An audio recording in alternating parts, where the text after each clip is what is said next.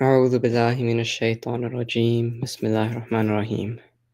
Assalamu alaikum wa rahmatullahi wa barakatuh. My name is Muhammad Momin Imran from Seattle, Washington, and I will be your moderator today. Welcome back to our Journey Through the Quran series as we continue learning from Surah Al-Anbiya. In our previous session, we covered ayahs 76 to 88. Today, we will dive into ayahs 88 to 112, wrapping up our journey into the surah after having discovered powerful lessons from the lives of the prophets. Before we set off on today's quest, let me tell you about some super cool programs we offer, because the fun never stops at MCNA-YMj. Okay.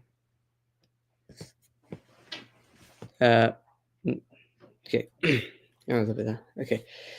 We offer prime time for firstly, we offer prime time for kids. It is a free monthly program where we talk about fun and important topics like entrepreneurship, boredom, and time management. Sometimes we even have prime time for parents too. MCNA also offers youth courses during the spring and fall.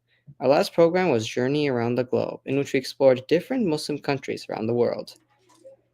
Thirdly, we offer YMJ Book Club in the spring and fall. If you love reading and are 11 to 13 years old, this is a place for you.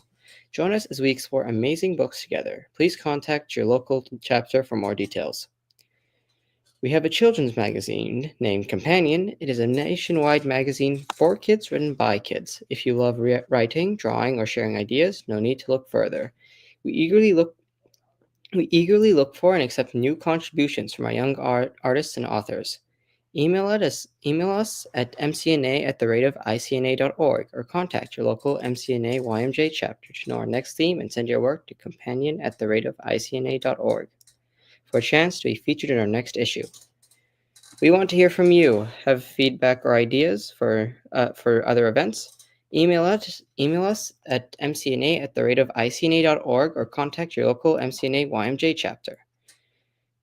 MCNA-YMJ has many local chapters across the United States. For more information, visit our website and click the chapter locator at www.mcnaymj.org.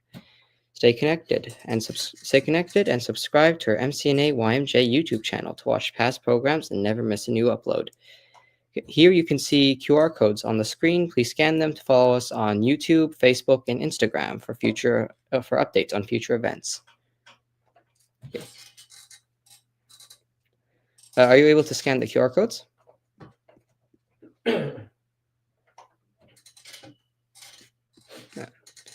If you can take a screenshot of the QR codes if that's easier to scan. Okay, I hope you all got the QR codes, and we will start today's program with Tilawa of the Quran. I will do Surah Al-Qadr, talking about the night of power, which is especially important because we are reaching the conclusion of the month of Ramadan, and in 2 days it will be the last 10 days of Ramadan. أعوذ بالله من الشيطان الرجيم. بسم الله الرحمن الرحيم. إنا أنزلناه في ليلة القدر وما أدراك ما ليلة القدر ليلة القدر خير من ألف شهر تنزل الملائكة والروح فيها بإذن ربهم من كل أمر سلام هي حتى مطلع الفجر.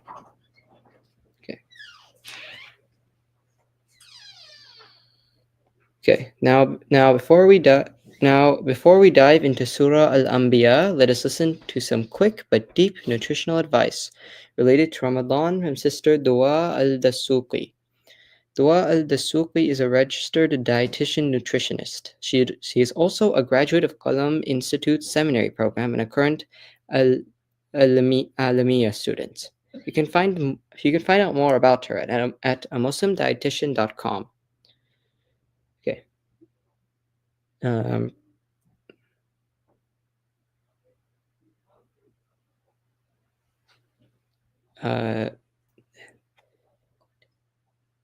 There we go.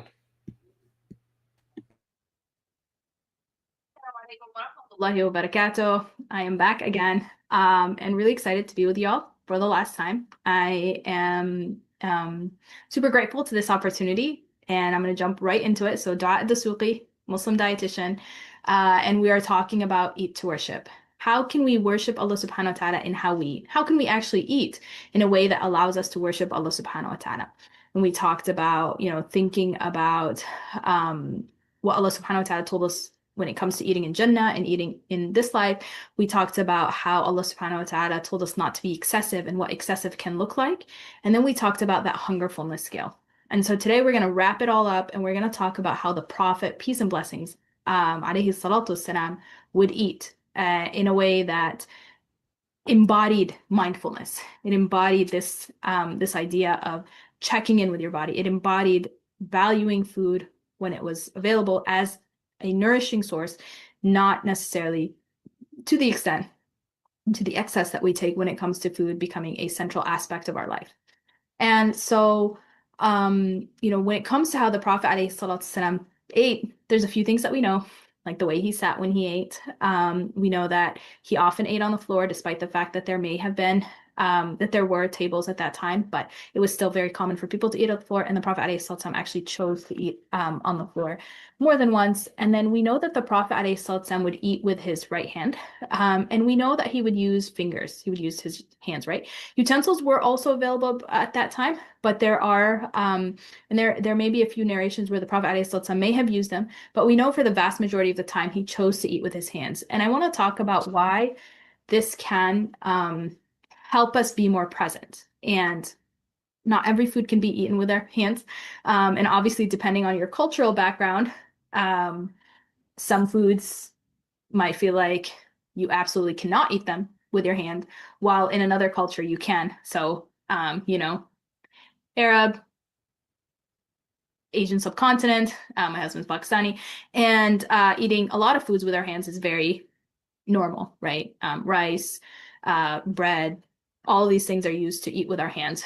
Whereas for, a lot of general American culture, eating with your hands for rice, for example, is something that throws people off, but they do use their hands to eat. We still in America use our hands to eat fries. We use our hands to eat burgers. We use our hands to eat pizza. And so there is still a lot of food that's eaten with hands. And when it comes to really checking in with yourself, increasing the sensory experience can really help you connect to your body and connect to this hunger fullness that is going on. And so one thing that is recommended when you're kind of exploring this idea of mindfulness and presence when it comes to food is increasing the senses. So obviously when we eat, we usually do use our mouth. I mean, we have to use our mouth. Excuse me. And so we're using our tongue and our sense of taste. But a lot of times we're also eating super fast that we don't have an opportunity for our taste buds to fully grasp what we're eating. And you might have eaten like, a piece of cake or a sandwich, and someone asks you afterwards, "Oh, how was it?" And you're like, "Oh, it was good." And then they'll be like, "Okay, was it too salty?" And you don't even know because you just ate in a way that was so fast, not connected with your body, that you really weren't able to register that. And so slowing down while we're eating, using our senses as much as possible. So obviously slowing down in the mouth, taking more time to chew our food, smelling the food before we eat it, looking at our food. So how many times are we either on a screen, so we're not looking at our food, or maybe even so deep in conversation with other people that we're not looking at our food. And we don't even realize when our food is gone. We don't even realize how much was on our plate, for example. Listening, hearing is something that might be a little strange, but think of like when you're chewing your food, does it sound crunchy, right? Does it make noise? That thing. And then the sensory experience, touching our food. So obviously as Muslims, sorry, not as Muslims, as people that, if you're eating with your hands, then a lot of times you're already kind of connecting to this sense of the sense of touching our food a little bit more. So keeping that in your mind. Other things that we learned from the Prophet ﷺ is when he used to always sit down to eat. And so this helps us slow down. When we are eating while we're walking or on the go, we're obviously going to be more distracted. But when we are making sure that we sit down, we're a little bit more connected to our food. The Prophet ﷺ would always make dua before eating his food. And so this sense of gratitude, recognition of where the food is from, simple du'as that you might be familiar with. Bismillah ar-Rahman ar-Rahim. If you forget at the beginning of the meal and you want to still say Bismillah ar-Rahman ar-Rahim, the Prophet ﷺ taught us to say Bismillahi awwalihi wa akhirihi, Bismillah at the beginning and at the end. And then there's also du'as that you can add to that, like Allahumma barik lana fih wa at'imna khayran min. Oh Allah, bless us in it and provide us with better than it. Another thing that can help us really connect with our food is this prophetic example of not saying anything bad about our food. The Prophet ﷺ did not ever say anything negative. He never insulted food. Qat. Qat means like ever, ever, ever. If he liked it, he ate it. And if he didn't, he left it. Another thing is eating with others as a source of barakah. So whether you're at home with your family or outside, connecting with others while we eat is something that can really bring barakah to our food. It allows us to just be more connected in general as a community. And then the last one is remembering Allah subhanahu wa ta'ala again at the end. So making dua after we eat and remembering that Allah subhanahu wa ta'ala is the source of this food and remembering that we want to eat in a way that Allah subhanahu wa ta'ala is pleased with. We want to eat in a way that supports our worship of Allah subhanahu wa ta'ala.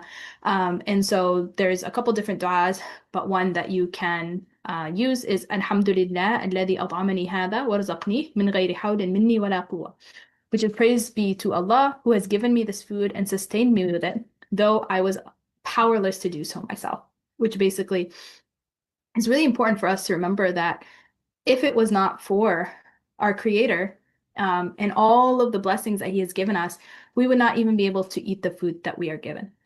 And so I hope this kind of expands your view of food. And it might not be what you expected when you were like, oh, you're going to hear from a registered dietitian, but I do hope that it helps you see food in a different light. I hope it helps you focus on how you eat. And you'll find that although what you eat is important, if you can really understand how to eat in a manner that supports our bodies, in a manner that supports our worship, then you will find that the what to eat comes a little bit more easily. Once again, Jazakumullah khair for having me. I am really grateful to this opportunity, and hopefully I can speak to you all at some other time. Okay, Assalamu alaikum wa rahmatullahi wa barakatuh.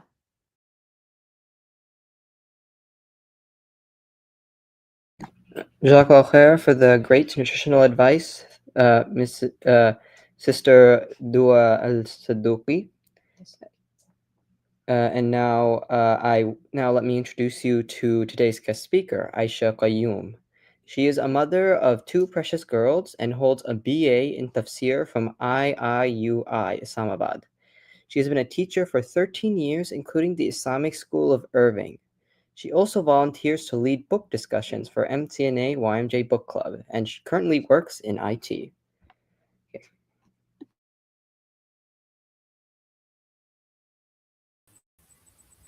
Assalamu alaikum, everyone. Jazakumullah khair for that introduction. All right, so welcome back, everyone. This is our last session for Surah Al-Anbiya, and I hope that you have all really, really enjoyed it and have learned a lot. So these last ayat of the surah are going to be verses 89 to 112. And we're going to begin with the very next slide, in which it is mentioned the last of the prophets in the surah. So if you could please go ahead to the next slide. All right, so verses 89 to 91. So these verses talk about Prophet Zakaria alayhi salam, his wife, and also Maryam alayhi salam. And Zakaria alayhi salam's son as well, Yahya alayhi salam. So once again, sorry, the names are the biblical names, but I'll let you know that Zechariah sounds like Zakaria, so that's easy. And then John the Baptist is actually how Yahya alayhi salam is mentioned in the Bible. So this is beginning with the story of Zakaria alayhi salam, and Zakaria alayhi salam is very old, right? And so he makes dua to Allah subhanahu wa ta'ala, Ya Allah, don't leave me alone, like by myself. And indeed, you're the best of heirs, but what he's trying to say is, please give me an heir. And by heir, he doesn't just mean somebody who is going to inherit my worldly possessions, right? So when he's asking Allah subhanahu wa ta'ala for an heir, for somebody to inherit him, he's asking for somebody who will continue his mission, somebody who will inherit his mission of being a prophet to the children of Israel, to the believers at that time. So he says, Ya Allah, don't leave me alone. Yani, don't let me be the last prophet. Send me somebody who will continue my job and will continue to call people towards you and continue to call people to stay steadfast in their belief and prepare for the akhirah. So that's what his dua is. So let me go back a little bit. So the ayah actually starts with the dua of Zakaria alayhi salam, but elsewhere in the Quran, Allah subhanahu wa ta'ala tells us that Zakaria alayhi salam, he's very old at the time that he makes this dua, right? So by this point, he pretty much he doesn't really think that it's possible for him and his wife to have a child. But what is it that inspires him, that despite of his old age, in spite of his old age, he thinks, okay, let me make a dua to Allah subhanahu wa ta'ala, and we maybe Allah will bless us with a child, even though we're really, really old. So what happens is that he had a niece who we all know. His niece was Maryam alayha salam, the mother of Isa alayhi salam. So what had happened was that Maryam alayha salam's mom also was having a lot of difficulty having a child. And so she made dua to Allah. She said, Ya Allah, if you give me a child, I promise that I will dedicate my child to the temple. So at this time, the believers were the children of Israel or the Jews. And so the place where they would go for worship was the temple. And so a practice that they had was that whenever somebody wanted to dedicate themselves to Allah subhanahu wa ta'ala and become really close to Allah subhanahu wa ta'ala and serve the deen of Allah subhanahu wa ta'ala, they would dedicate themselves to the temple. And so they would stay in the temple and they would worship Allah subhanahu wa ta'ala, just spend all of their time just really in just religious activities. And so that's what she said. She said, if you bless me with a child, I will dedicate my child to the temple, in your service. And now in those days, the only people who stayed in the temple and served Allah in that manner were boys, right? So she's basically saying, Ya Allah, give me a son, and if I have a son, then I promise that he will be serving you in the temple. But of course, as we know, she actually, when she gives birth, it's a girl, and she's surprised and also a little disappointed because she's like, okay, well, it's a girl, it's not a boy. However, she decides that, even though it's a girl and even though it's unusual, she's still going to go ahead and dedicate Maryam alayhi salam to the temple. And one thing that I really, really love, that I often remember, and actually my own daughter is named Maryam, is that when Maryam alayhi salam is born, her mom makes a very special dua that I absolutely love. It's in Surah Al-Imran. And so she says, Allah, I ask you to protect her, meaning the daughter that she's holding in her hands, Maryam alayhi salam. I ask you to protect her and her children that she's going to have in the future from Shaitan the rejected.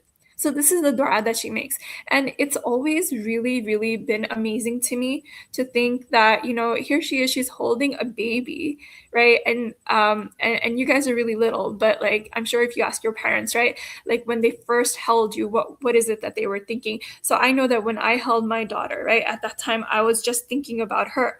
But, and generally that's what happens, right? Like you're just thinking about that baby that's in your arms. But Maryam alayhi salam's mom not only was thinking about her, but she was also thinking about her future kids, right? And her future. So she said, Ya Allah, protect this baby, but also all the children that are going to come after her. So for example, it's like saying, Ya Allah, protect my child and also any future generations that are going to come. So this was a really beautiful dua. So this is the dua that she makes. And of course, we know that the only child that Maryam alayhi salam has is Isa alayhi salam. And of course, we know that he had that special place with Allah subhanahu wa ta'ala, where Allah subhanahu wa ta'ala completely protected him from any sort of wrongdoings and made him into a prophet. So anyway, so Maryam alayhi salam is born. And she gets dedicated to the temple. Now, because she's a girl and because she's getting dedicated to the temple, she needed somebody to kind of be like her guardian, right? And so her father couldn't be her guardian because her father had actually passed away before she was born. So so she needed a guardian, and so what happened is that everybody was like, let me be her guardian, let me be her guardian, let me be her guardian, right? And so the person who actually gets the job is Zakaria alayhi salam, right? So he's the one who becomes her guardian. So Zakaria alayhi salam actually is related to Maryam alayhi salam in the sense that he is her uncle, right? So Zakaria alayhi salam's wife is actually the sister of Maryam alayhi salam's mom. So both of them are sisters. And so Zakaria alayhi salam is her uncle because he's married to her aunt. So so he becomes her guardian, and he's very, very old, right? And Maryam alayhi salam is, like, you can imagine, like maybe a young teenager, right? And so she's in the temple and she's worshiping, and from the very beginning, right, there were special miracles that showed that she was somebody very special, somebody that Allah subhanahu wa ta'ala had chose for special blessing, right? And so one of those things was that food would miraculously appear for her in her chambers, right? So there would be like this inner place in the temple where nobody else was allowed to come. So she was there, she was completely private, she was just, there worshiping Allah subhanahu wa ta'ala and doing other things. So she was by herself, and the only person who would actually come to see her was Zakaria alayhi salam, right? in that special place where that was just her own chamber. Over there, the only person who was allowed to come to meet her over there was Zakaria alayhi salam. So Zakaria alayhi salam, when he would come and visit her, sometimes he would find that there was food, that had just miraculously come there. And he's like, how did you get this? Where did this come from? Because not only was the food there that he hadn't brought for her, but it was also like unusual, like in the sense that if it was winter time, the food that she would have would be like fruits that are found only in the summer, or vice versa. Like if it was summer, she would have things that normally you would only have in the winter time. And maybe you guys don't really understand what that means, because now you go to the supermarket, you can get anything that you want at any time, right? But back then, it's like, you were really dependent upon the seasons in order to in terms of what kind of food was available to you. So anyway, so he saw this, right? And he was like, how is it that you have this? Where did this come from? And so Maryam alayhi salam responds to him and says, this is from Allah, and Allah can provide whatever he wishes to whomever he wishes, right? And so when Zakaria alayhi salam sees this, right, and he sees that, she has this special blessing, and then he thinks back that, her mom was also not able to have her, and because again, her parents were also quite old when she was born. So then he's like, what? Here is a miracle right in front of my eyes, right? That Maryam alayhi salam is a miracle, right? Why don't I make dua to Allah, and then Allah will bless me with a miracle, me and my wife with a miracle too. So this is what he's thinking. And so at that time, when he sees this miracle in Maryam alayhi salam, he says, Ya Allah, send me a miracle as well. Send me someone who will inherit my job and will be a prophet after me. And so Allah subhanahu wa ta'ala, accepts this dua, and they are blessed with a son. And Allah subhanahu wa ta'ala is the one who chooses his name and says his name will be Yahya. And this is the unique name that nobody before him ever had. Okay, so this is the story in a nutshell of Maryam alayhi salam and her family. Now, the interesting thing, the really, really special thing about this story, I put like 4 words on the bottom of the slide so that we have something to focus on, is that, all of them, they had hope in Allah subhanahu wa ta'ala, right? So especially Zakaria alayhi salam, right? He had hope in Allah subhanahu wa ta'ala that even though, this whole time, they were married, but they had no kids. Even then, he didn't lose hope. And so one thing that I really want us to reflect upon is how quickly sometimes we lose hope, right? Like, oh my God, I've been making dua to Allah for like months, right? And it still hasn't happened yet. And sometimes not even months. Sometimes it's just been a few days, and we're like, oh, it's been days. I've been making dua to Allah subhanahu wa ta'ala. It's still not happening. What am I going to do, right? But we see that the example that is set for us by Zakaria alayhi salam in just these few ayat, but in other places, of course, there are many, many examples of this, right? It's that we do not lose hope in Allah subhanahu wa ta'ala. We make dua to Allah subhanahu wa ta'ala, even though we have been making that dua maybe for many, many, many years, right? We make dua to Allah subhanahu wa ta'ala, even though to our minds, it might seem like it's not it's not going to happen, right? Like maybe when we look at it, we're like, oh, this is not going to happen, right? But we still have hope in Allah subhanahu wa ta'ala, and we have trust in Allah subhanahu wa ta'ala, right? That even though from my limited understanding, I feel like this is something that's not going to happen, but I have hope and I have trust in Allah subhanahu wa ta'ala, and I have belief in Allah subhanahu wa ta'ala's power that if this is the right thing and this is the right time, even though to me it seems like, okay, well, for so long it didn't happen, it's probably not going to happen right now, but still having that hope and trust and belief in Allah subhanahu wa ta'ala, I make that dua anyway, right? Knowing that if it's meant to be, Allah subhanahu wa ta'ala can make it happen. Right. So those are two things that I feel like we learn from this. Another thing that we learn is patience, because of course, you have to be patient in order to continue making dua, right? If you don't have patience, maybe you'll make dua for like a couple of days and then you'll be like, oh, forget it, this is not working, right? But if you have patience and you continue to trust in Allah subhanahu wa ta'ala, then there's actually like a really like amazing transformative experience that you go through. Like it's like a transformation that happens inside of your heart, right? That actually builds that trust in him, like because you were patient and you continue to make dua, it builds that trust inside your heart for Allah subhanahu wa ta'ala, right? So definitely if you stick with making dua and you're consistent in it and you don't give up, you'll notice that something happens inside your heart, a transformation. But you won't experience it unless you actually try it. So inshallah, may Allah make us all be patient and consistent in making dua to him. Okay, and then finally, the last thing is submission to the will of Allah subhanahu wa ta'ala. What does that mean? That means that a lot of times things happen and we're like, why did this happen? Oh Allah, why me? Why did this happen to me? Right? So that means that we're not submitting to Allah subhanahu wa ta'ala as well. That means that we are fighting against what Allah subhanahu wa ta'ala has ordained for us. And the right way to show that we're submitting to Allah's will is to say, Ya Allah, how can I learn from this? How can I, in this situation that I'm in, how can I come closer to you? How can I be the best worshiper to you in this situation, right? So that is showing submission to Allah subhanahu wa ta'ala as well. And may Allah subhanahu wa ta'ala, and it's not easy.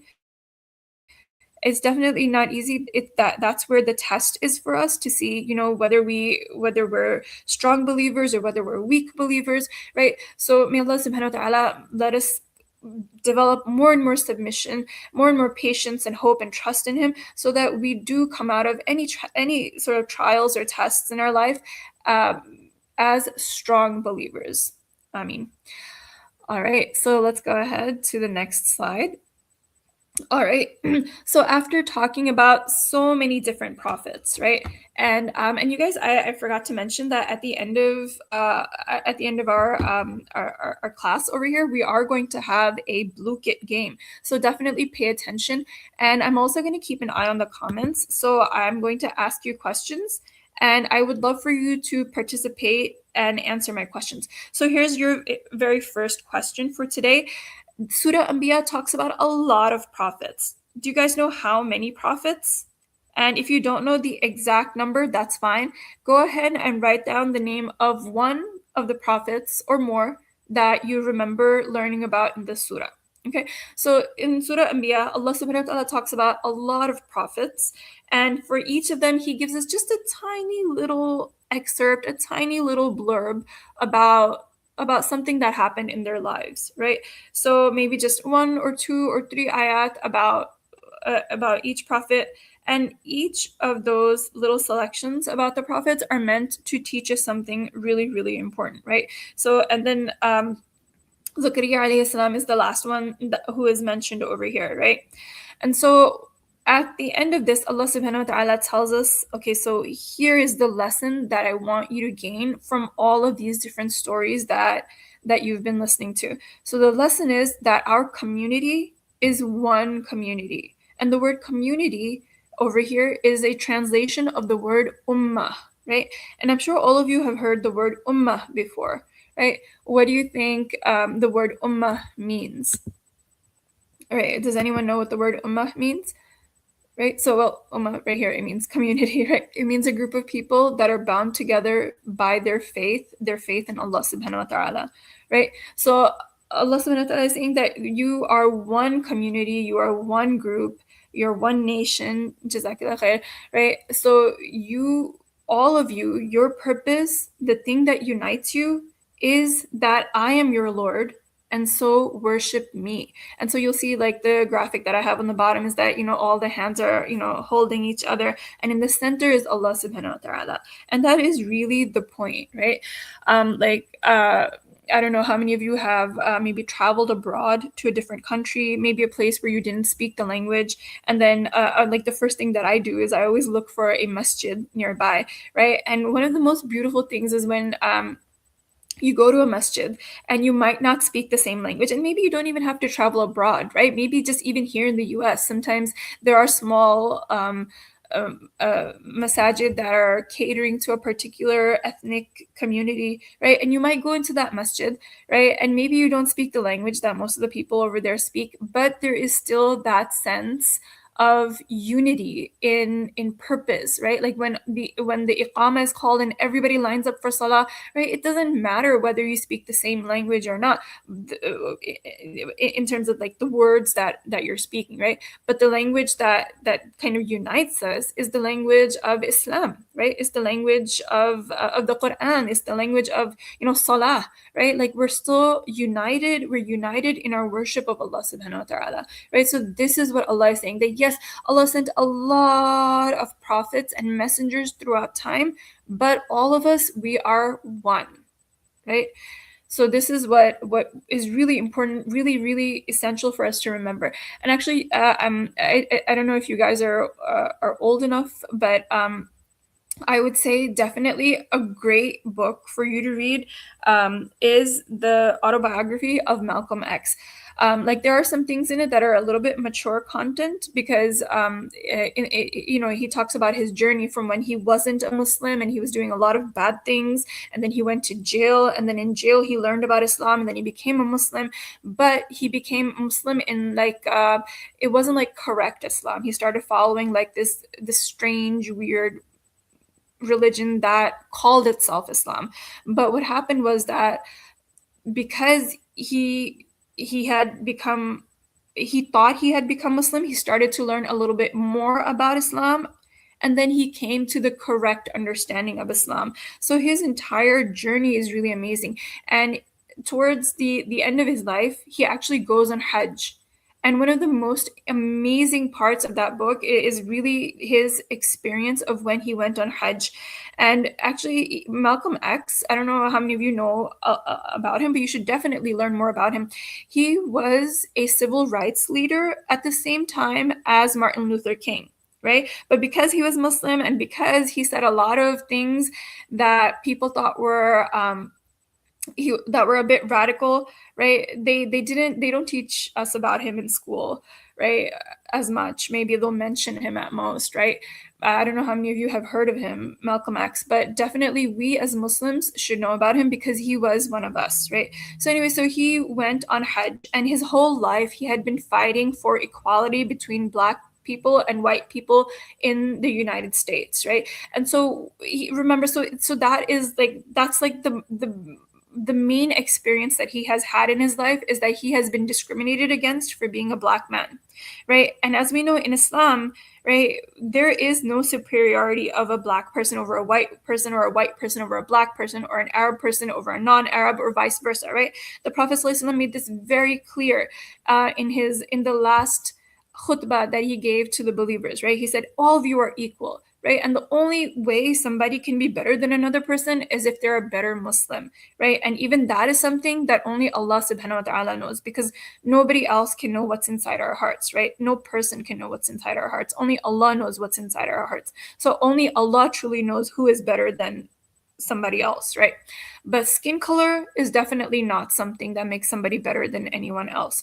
So Malcolm X, his whole life, he's been trying to say the same thing, that, even though we have different skin color, we are still the same people. We're still humans, and you shouldn't treat us badly, so on and so forth, right? So he's been saying this his whole life.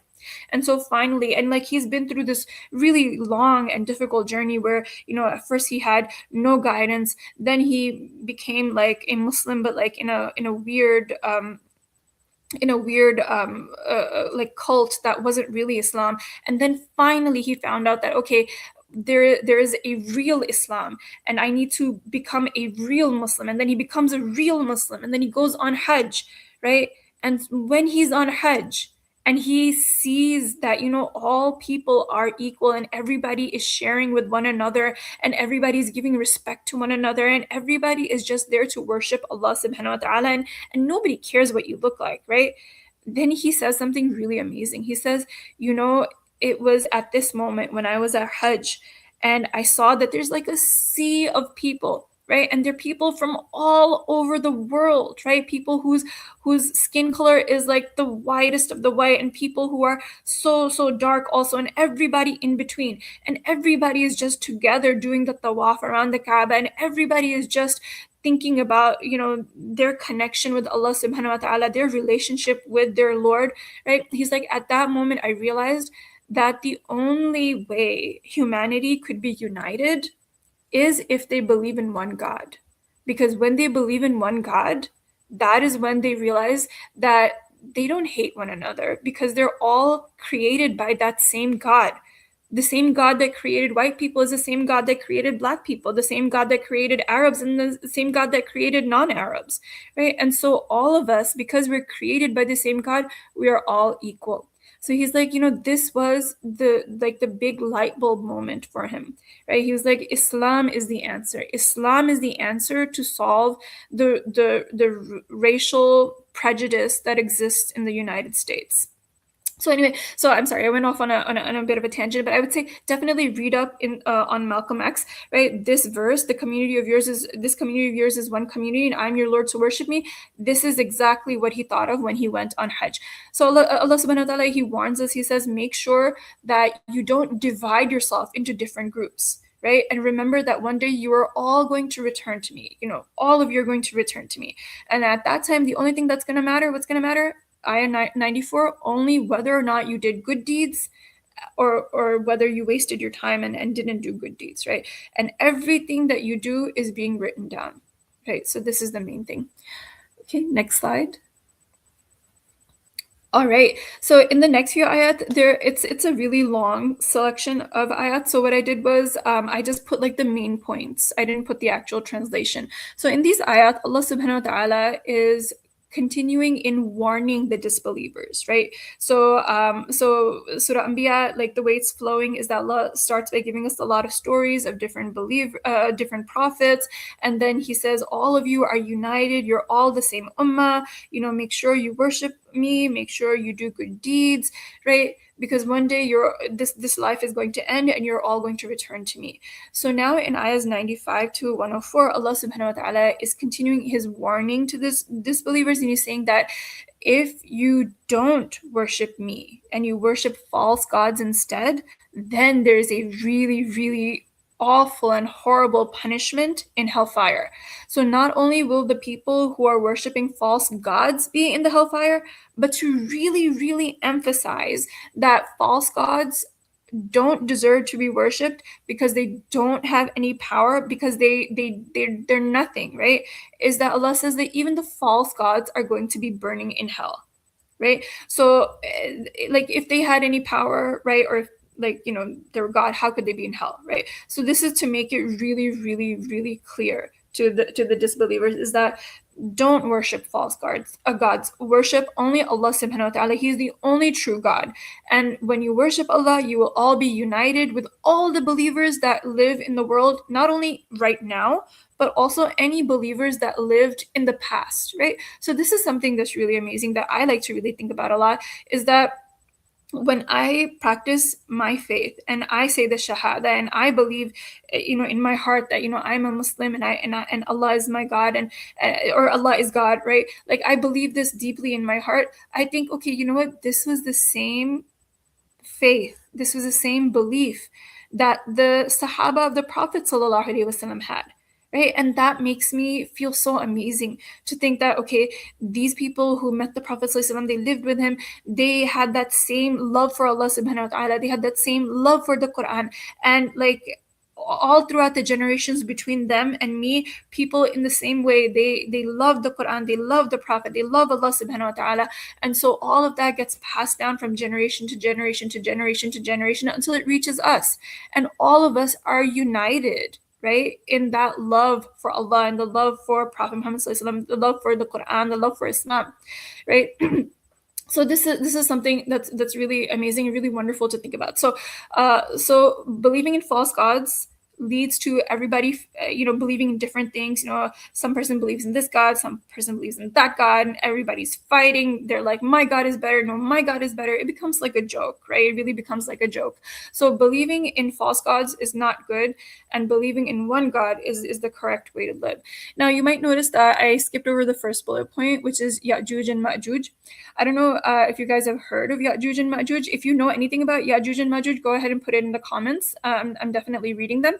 So Ya'juj and Ma'juj are a group of people.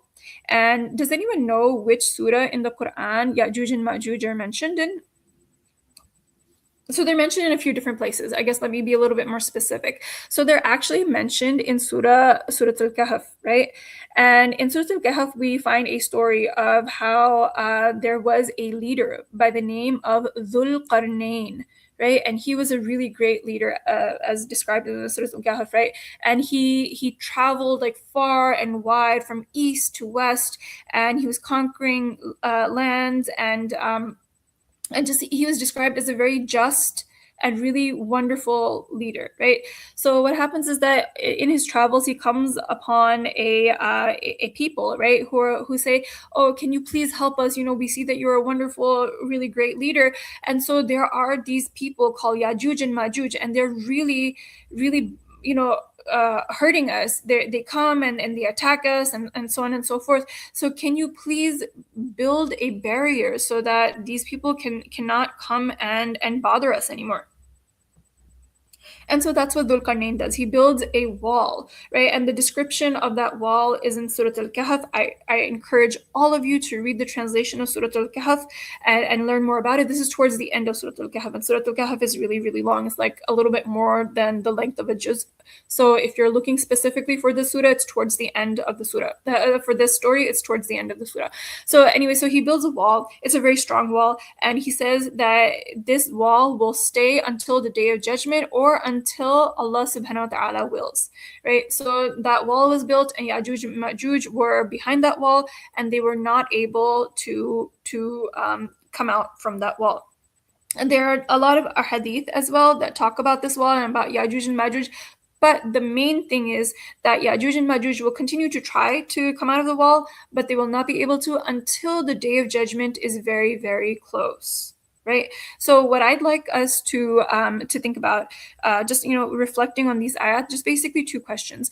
First of all, how can we prepare for the day of judgment, right? Because Allah subhanahu wa ta'ala is warning the disbelievers about the day of judgment, but it's kind of like, when one kid does something bad in class, right, and the teacher yells at that kid, then the smart kids are the ones who are like, okay, that kid is getting yelled at, let me straighten myself up, so that I'm not the next person to get yelled at.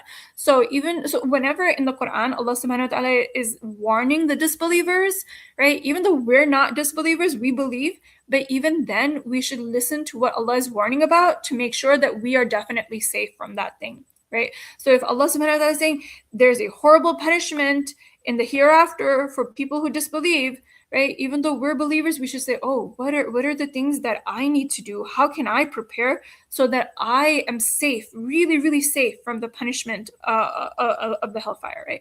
So that's a really important question, is how can we prepare for the day of judgment, right? Like, what are some good deeds that we can do? What are some bad habits or bad deeds that we should stop doing? Right. So this is a good question. And for everybody, the answer is going to be different, right? Maybe I have different bad habits than you that I need to get rid of. Maybe maybe the good deeds that I'm interested in doing are a little bit different from the good deeds that you're interested in doing. Like maybe I'm more interested in giving sadaqah, or maybe you're more interested in doing a lot of extra nafal ibadat, maybe, so on and so forth. So the answer is a little bit different for everybody, right? So everybody should reflect on how can I prepare for the day of judgment. And then also, what are the signs of the Day of Judgment? So this is actually something that my kids and I are doing as well, is that we're learning about the signs of the Day of Judgment. Just we're reading the hadith together and we're discussing them and we're talking about what that means. And we're also talking about what's happening in the world these days, because I don't know how much you guys know, but there are a lot of really crazy things happening right now, right? So definitely those are two really good questions for you to think about and discuss with your family and just really reflect upon.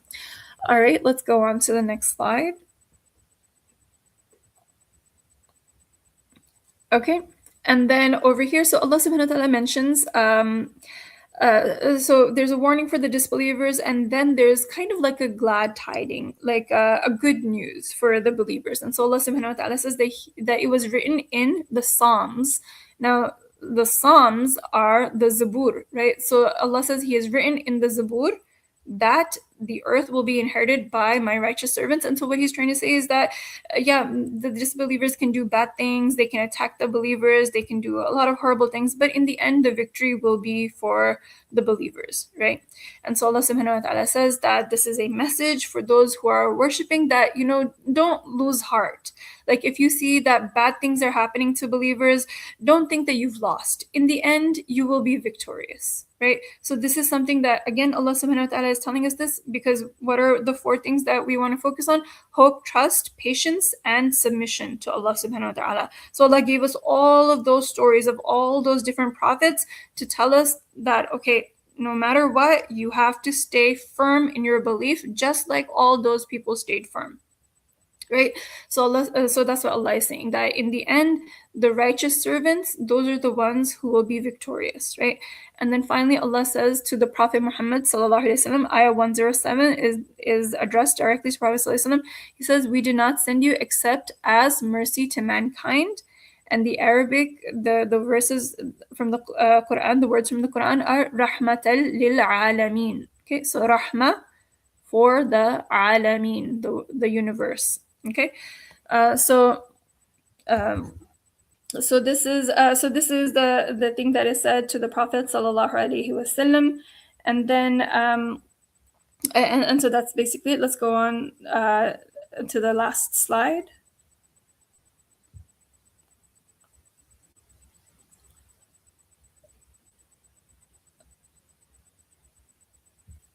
And sorry, not okay. So then finally, these are the last few ayat, and in these ayat, Allah subhanahu wa ta'ala is once again just kind of summarizing everything that was said in the surah.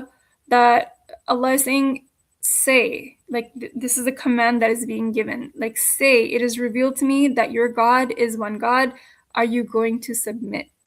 Okay, so this is something that I actually talk to my kids about a lot as well, is that like, there are a lot of crazy things happening in the world these days, and a lot of people are aware of Islam and Muslims, and sometimes they might have some really, really incorrect thoughts about what it means to be a Muslim. Like, they might think that Muslims are terrorists. They might think that Muslims want to bring Sharia law, right? And like, they have crazy ideas about what the Sharia actually is, right? And at that time, it might be a little bit difficult to be like openly Muslim, right? Or to really kind of like say what you believe in, right? And I tell my kids that, it's different for you than it was for me when I was growing up in New York, right? At that time, people didn't know what Islam was. They didn't know what the hijab was. So when they saw me wearing hijab, they're like, why do you always wear that? What is that thing that you have in your head, right? They would ask me questions like, what language do you speak? Or they'd be like, which country are you from? And if I said Pakistan, they would be like, where is that? Like, they had no idea, right? So it's obviously not like that anymore. The world is a much, much, much different place than it was back then.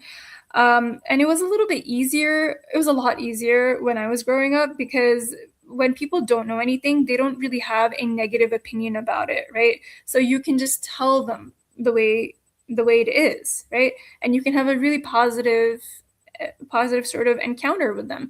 But nowadays, you're dealing with people who have like this sort of preset notion of like, okay, this is what Islam is, this is what Muslims are like, right? Based upon what they've heard on the news or on the internet or things like that, right?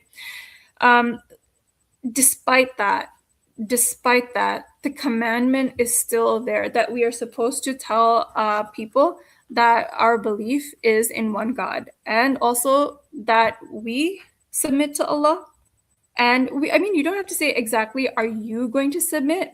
But you can challenge them on some things. Like if they say things that are crazy, like, a girl can be a boy or a boy can be a girl, you can say something like, but I don't think, you can say something like, we are boys or girls based on the way that we are created, right? And that's not something that we can choose. So that's something that you can say. And it might be really scary to say that, to challenge people, but it is something that is a responsibility because you are living in these times and you're seeing this happen around you. So you can try to say something a little bit, but and then what does Allah tell us in the next ayah?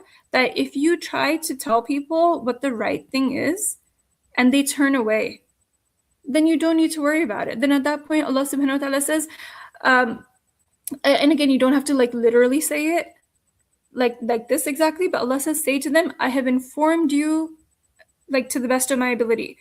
And and whether or not you believe is up to you. And of course it's implied that if you don't believe in God, then God will punish you. And then the second part is, and I don't know whether what you are promised, like the punishment that you're promised for disbelief, is near or far. So maybe for a while, if you're disobeying God, you're not going to get punished, and you might think, okay, well, God is not real and the punishment is obviously not real, and I can live my life however I want without following any rules, right? But whether the punishment is near or it's far, the punishment is definitely coming for not believing in Allah subhanahu wa ta'ala, right? And so when we talk to people who are saying things that are against Islam, we can very respectfully say what our point of view is, right? I believe that boys are created as boys and they stay boys, and girls are created as girls and they stay girls, right? And this is as clearly as I can tell you of my belief. And if you don't want to believe that, then that's your choice, right? So that might be how you can say it, how you can follow verses 108 and 109, right? Just clearly say, this is what I believe, and it's up to you whether you want to believe that or not. Okay. And so that's basically what these verses are telling us.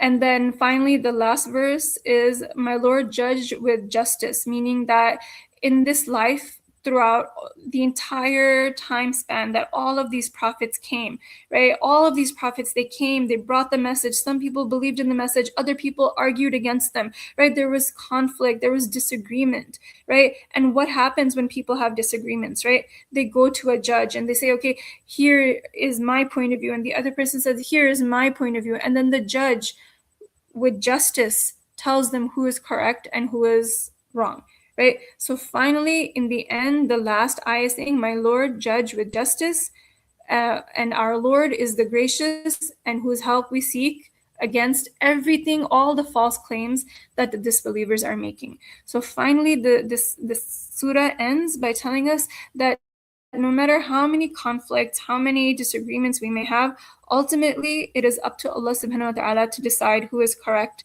and who is not correct, right? As for us, we're going to do our best to be as steadfast as possible upon the message that the prophets brought to us. And we're going to do our best to pass that message on in an appropriate way. And I know I didn't really have time to get into all of it, right? But like in an appropriate manner, in the way that, is suitable for the situation that you're in, right? After you bring that message, then in the end, you say it is up to you whether you want to believe or not, right? As for me, I believe, right? And in the end, I know that we're going to stand in front of Allah subhanahu wa ta'ala, and Allah subhanahu wa ta'ala is going to tell us, okay, you were correct, you were wrong. And that's it. And that is what the surah is teaching us, and that is what we believe in. All right. So not a lot of comments in the in the chat, but I hope you guys were listening, and I hope you guys learned a lot. So I'm going to So I'm going to actually introduce someone to you before we play our blue kit. Just give me 1 second.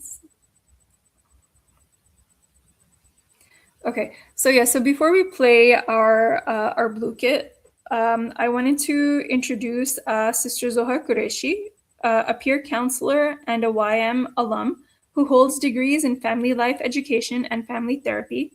And she's going to speak for about 5 minutes about connecting with Ramadan to give you tips for elevating your Ramadan experience. And this is our last segment, and inshallah, don't go away because I'll see you for the blue kit. Assalamu alaikum, everybody, and welcome back to another Ramadan connection. Inshallah, today we're going to be talking about reflecting and growth. But before we do, رب اشرح لي صدري ويسر لي أمري واحلل عقدة من لساني يفقهوا قولي بسم الله الرحمن الرحيم. Okay, reflection and growing is something that is so close to my heart, and it's something that as a therapist I tell lots and lots of people to do all the time, and as someone who is trying her best to be the best Muslim she can be, it's something I try to focus on a lot as well. So in Islam, reflection is incredibly important. We see stories of prophets taking the time to be alone, right? And when you are alone and you have nothing else around you, the thing that you do is you reflect. And I have grow there because we all want to be better people. We all want to be better than we were yesterday, which is, again, Islamic concept. But in order to grow and be better, you have to reflect on yourself and you have to reflect on your behavior. Now, reflection means taking the time to think about yourself. If you get angry in certain situations, if you're happy in certain situations, if you're sad in situations, reflecting on that means thinking, why do I do that? What are behaviors that I have? What are things that I do? What are things I struggle with? What are things that I'm good at? And the only time those happen are when you take time for yourself without any distractions, right? So in Ramadan, what this can look like is taking 10 to 15 minutes of your day, sitting by yourself. You can set a vibe, guys. Like, set a vibe, have like the lights dimmed, like in a quiet room, have a little cozy corner, whatever you need to. But just sit there and be alone with your thoughts, but very intentionally think about yourself and maybe choose a topic. Maybe one day you think, okay, what are things that I really struggle with as a Muslim? Like, am I struggling with prayers? Is fasting really hard for me? What are things that are hard for me as a Muslim? And then maybe another day you think about, what are things that are really easy for me as a Muslim? And it's important to know these things because if you know what's hard for you, you know where you need to improve. And if you know what you're good at or what things you don't struggle with, then you're able to plan your day or your month and say, okay, I am having a difficult day today, emotionally, physically, whatever. So I'm going to stick with deeds that fall into things that are easy for me. And also it helps you with your dua, because if you have certain flaws, you can ask Allah subhanahu wa ta'ala to help you in those things, right? And if you have certain things that you're good at, you say, oh Allah, please accept those things from me. And also it's important for us to know ourselves so that we can do things that please Allah subhanahu wa ta'ala and avoid things that don't. Now, I'll give an example for myself to help make this kind of concrete. So I love to read. I absolutely adore reading. Love reading. Mainly fiction. Give me a nonfiction book and I will cry tears of boredom. But I love a fiction book. But something I know about myself is that if I'm reading a book and it's a really good book, I will not put it down. And I will avoid all responsibility and all of the things that I need to do. And I might do the bare minimum of like praying my prayers and like making sure my kids are fed, but I'm not going to do anything else until I know what happens in the book. So because of that, I limit myself to reading when I'm going on long road trips or airplane rides when there's really nothing else I can be doing. Or I reread old books to unwind at night. so that I know I don't have to finish the whole book because I already know what happens, so it's going to be okay. And I know these things about myself because I have taken the time to sit down and think, okay, this is something that I do. Why do I do this? What are things I can do to change it so I'm not doing things that are displeasing to Allah subhanahu wa ta'ala. So the goal from this is I want everybody to take some time, sit by themselves and think about yourself and the things that you do. May Allah subhanahu wa ta'ala help us all reflect in the best way and grow in a way that pleases Him. May He accept every single one of our good deeds and every single moment of reflection that we have for Him and every effort that we put for Him. May He forgive us for all the things that we do wrong. And may Allah subhanahu wa ta'ala put barakah in everybody's time, especially for you guys for attending these classes. It's such a wonderful thing. Assalamu alaikum, guys. Jazakallah khair.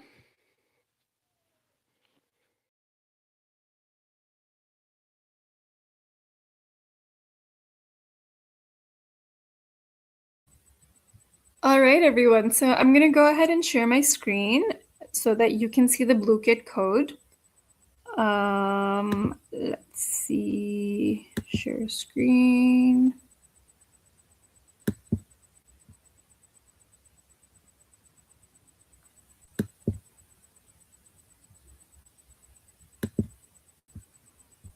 Okay, here we are.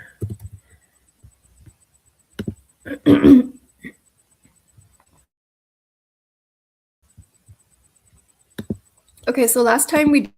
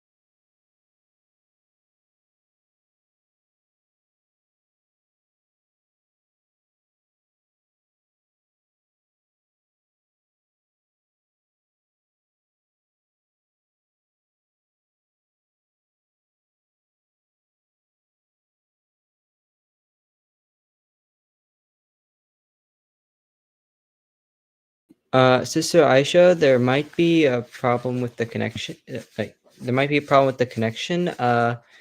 We can't hear you. We can't hear you, and we can't see your screen.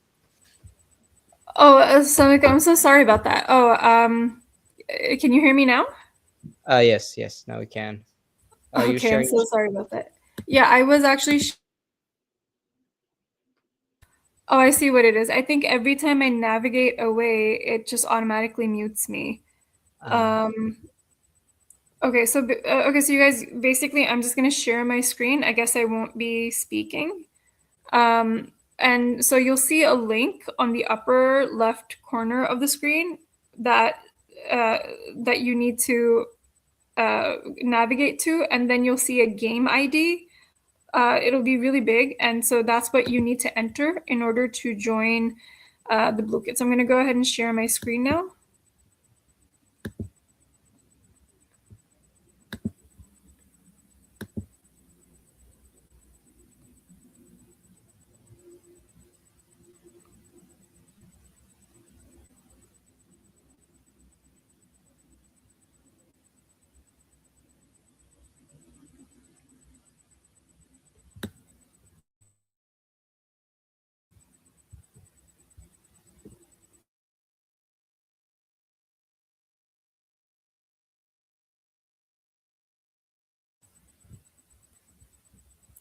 Okay, I think that worked. Okay, so now we can see the shared screen, and I can also talk to you. Okay, good. Perfect.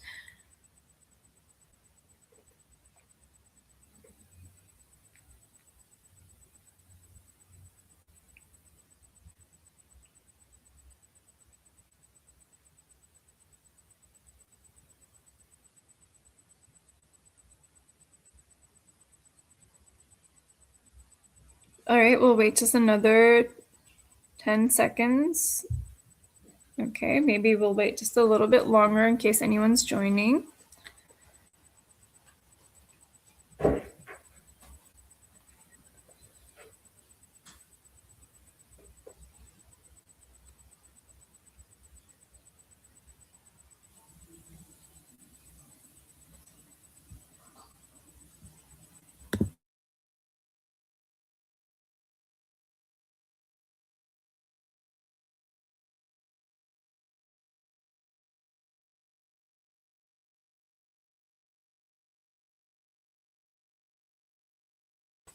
All right, looks like everyone's here. Let me go ahead and start the game.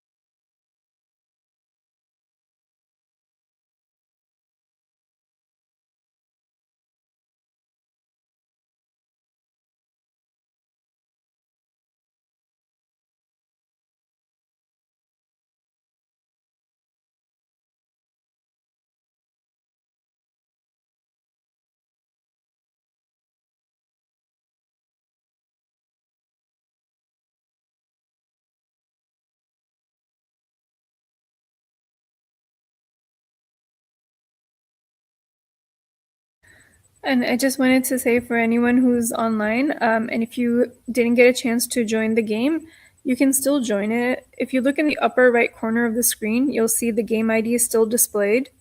So if you enter that game ID, you'll still be able to join in the game.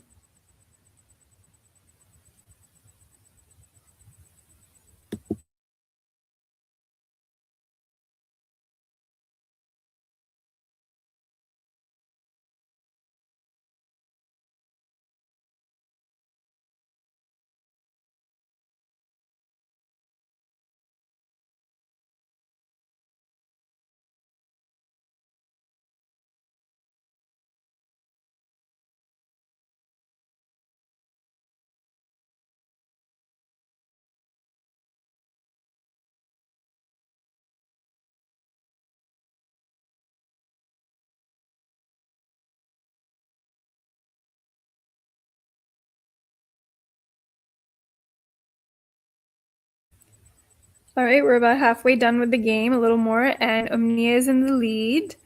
with Muhammad in second place and Amna in third place.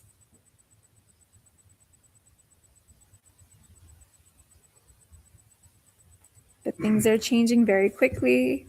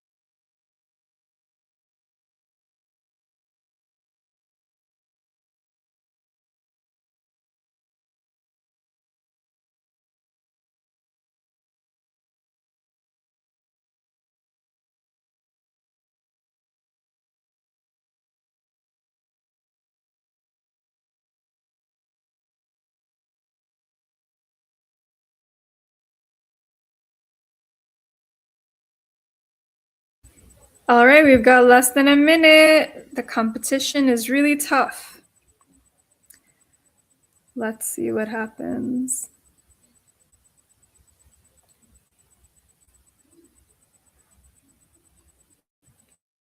All right, 30 seconds.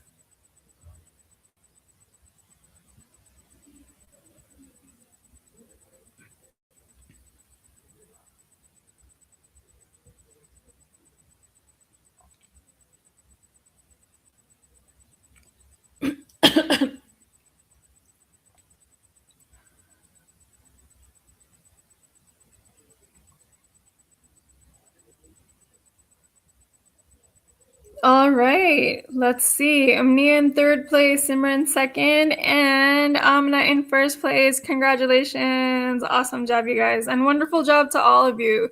I know that gold rush can be a little bit tricky because sometimes you could be in the lead and then in the very last second somebody can swap with you. But good job anyway. And mashallah, I'm really proud of you. I hope you guys learned a lot. I hope you enjoyed. And inshallah, have a wonderful last 10 days of Ramadan. Remember me in your du'as. I'll remember you guys as well. And may Allah subhanahu wa ta'ala accept from us all the good deeds that we do, all the worship that we do, all the fasting that we're doing. Ameen.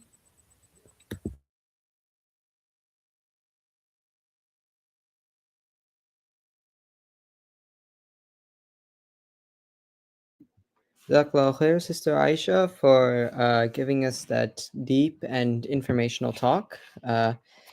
You made it very. You took the ayahs of the Quran and made them relevant to us nowadays, and I found that really interesting.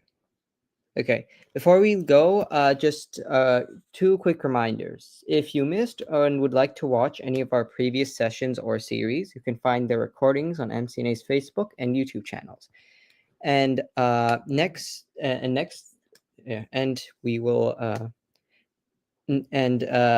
month we will resume these sessions. So stay tuned and stay connected. Now to end, I will recite Surah Al-Asr, and I will recite a dua.